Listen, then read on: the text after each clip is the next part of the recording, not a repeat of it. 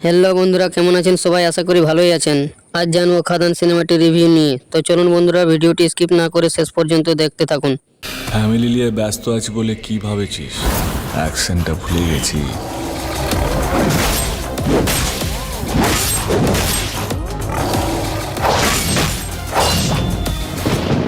ওটা আমারই কাজ। খাদানের সংলাপ ধার করেই বলা ভালো। দেব মনে করিয়ে দিলেন তিনি ফিরেছেন। কলিয়ারি এলাকা, মাফিয়া রাজ, সিস্টেম সিন্ডিকেটের মারপ্যাচ থেকে নাচ গান, রোমান্স, অ্যাকশনে মশালা প্যাকেজ কতটা জমলো খাদান। তো চলুন বন্ধুরা, এবার আসা যাক সিনেমার গল্পে।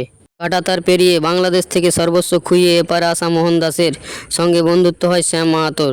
কীর্তনের বলে মজে থাকা মোহন দাসের মাস্টার মাইন্ড আর শ্যামের শক্তি দুয়ে মিলে কলিয়ারি এলাকায় একচেটিয়া রাজত্ব শুরু হয়। দুই লুটেরা বন্ধুর খবর পেয়ে স্থানীয় বিধায়ক সিদ্দিকীর বুকেও কম্পন ধরে। শ্যাম মোহনের কাঁধে খাদানের দায়িত্ব সঁপে সিস্টেম সিন্ডিকেটে দিব্যি চলছিল। এসবের মাঝে ভাবমূর্তির জেরে খাদান এলাকার আদিবাসীদের দেবদূত হয়ে ওঠেন শ্যাম। চাষের জমি কেড়ে খেটে খাওয়া শ্রেণীর পেটে লাথি মারতে নারাজ সে, কারণ খিদের জ্বালা তারাও জানে। অতঃপর খাদানের 20% ভাগ উপহার দিয়ে শ্যাম হয়ে ওঠে তাদের রাজা।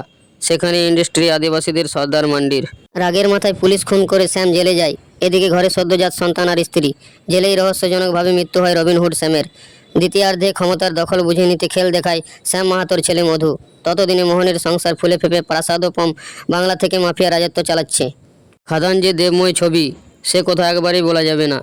সমান তালে সারথীর দায়িত্ব পালন করে গিয়েছেন যিশু সেনগুপ্ত। বলিউড দক্ষিণ ঘুরে অবশ্য এই ধরনের চরিত্র তার কাছে জলভাত।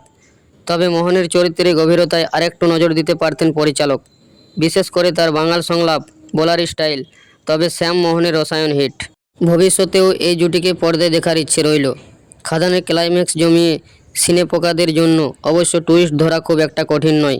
একেনবাবু কিংবা জটায়ুর মোড়ক থেকে বেরিয়ে অনবদ্য অনির্বাণ চক্রবর্তী আদিবাসী সর্দার মান্ডির ভূমিকায় তার বডি ল্যাঙ্গুয়েজ থেকে সংলাপ বলার ধরন এক কথায় দারুণ।